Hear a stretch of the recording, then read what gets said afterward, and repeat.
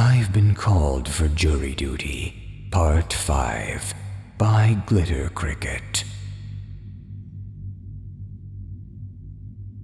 Before I could even settle all the way into my chair, the door to the courtroom busted open. This time, Tori was escorted in not only shackled, but she also had a face mask on, Hannibal Lecter style. That's all I could think about. Oh my God, no, I thought to myself. I've got to get out of here. I turned towards Carmen to see her reaction. Tori was walking down the aisle on the way to her designated table. She was looking right at us. Then I noticed her and Carmen had locked eyes.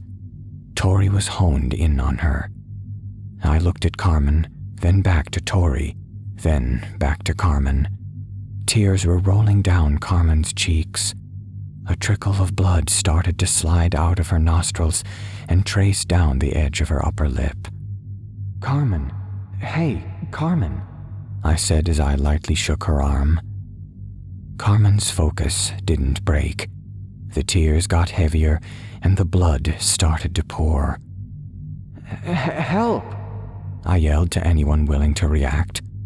I think she needs help," I yelled as I stood to my feet. I put myself between Carmen and Tori to break the eye contact. Carmen continued to stare right into my abdomen, as if she could see through me and was still in an intimate eye lock with that girl. "Come with me," said Martin as he locked arms with Carmen and escorted her out of the courtroom. No, where are you taking her?" I screamed. "I can take her. Let me take her." All the jurors looked around wildly, partly because of Carmen's state, and maybe partly because I had been so quiet throughout this whole experience, but now was causing a scene. I ran towards the exit of the jury box, but was met by the bailiff. "Move! That's my friend. I need to be with her," I said to the tall, burly man. "Have a seat, ma'am," he responded in his deep, raspy voice. "No, I need to make sure she's—" "I won't repeat myself." He slammed his nightstick on the banister mere inches from my hand. I heard the jurors gasp behind me. My heart started to race. I walked back to my seat and sat down, clearly shaken. "Are you okay, miss?" Miles asked as he put a hand on my shoulder. I realized he didn't know my name. I had no energy to tell him either. I looked behind me and up at him, face full of fear. I said nothing. "All rise! The Honorable Judge Ron Wallace presiding," shouted the bailiff. His voice made me jump in my seat. We all stood.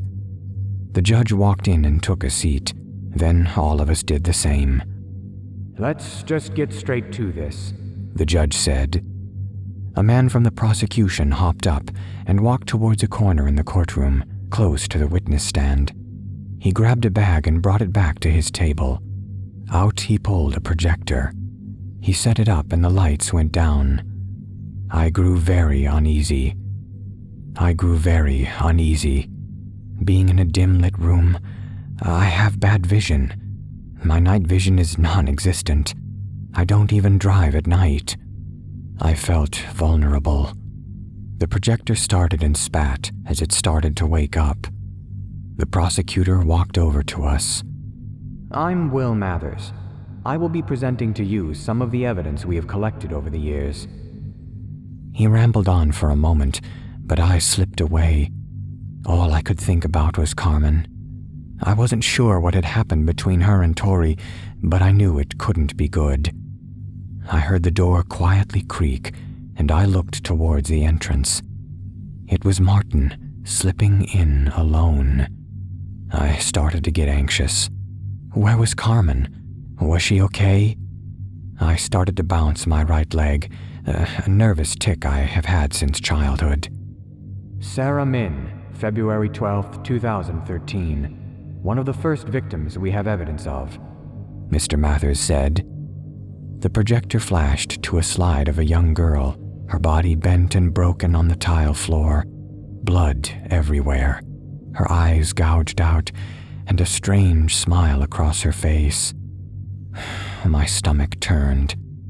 She was 15, living in Glendale, Arizona. She was Miss Vale's foster sister. The family had reported being scared of Miss Vale on numerous occasions. They had reported the case to a worker and the company manager of the events that had been taking place. They requested Miss Vale be moved, but due to the lack of foster parents in the area, the company told them there was nothing they could do. The violence and torment Miss Vale bestowed on this family was relentless and took place for many months, which ultimately led to the death of Sarah, Vern, and Lacey Mann. Along with the three, both family pets were also killed and found gutted, their innards strung up around the family room. He switched through the slides, showing Vern and Lacey. Vern was stabbed 63 times, on the chest, face, stomach, and arms. In addition, there are clear defensive wounds across both arms. The slide switched to a close-up of both Mann's arms. I felt so dizzy, like at any moment I would hit the floor. I didn't even watch scary movies. How could I have prepared myself for something so disturbing? This child is a devil, I thought to myself. Lacey was found with a slit across her throat. Mr. Mann's genitals were also found in her throat. Mrs. Blevins hit the floor when it showed Lacey's picture, her body draped over the bed, eyes wide open, mouth wide open. So much blood. Mr. Mathers paused and looked in the direction of Mrs. Blevins. The jurors around her were trying to help her up. Tori started to laugh hysterically, a manic laugh.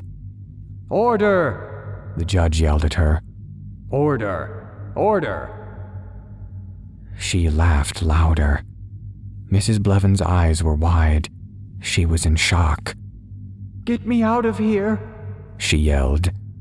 "I won't spend another minute in here. I won't!" "Take a seat, ma'am," the judge barked.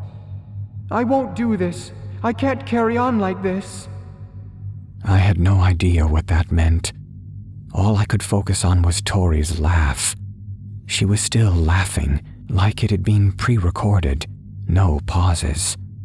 Tori was looking right into her soul. We could all feel it. None of the jurors moved a muscle as we watched this all unfold before us.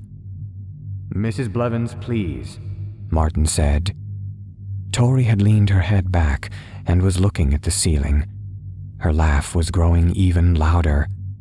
The face mask distorted her voice in a way that made it sound as if it were being projected. So loud.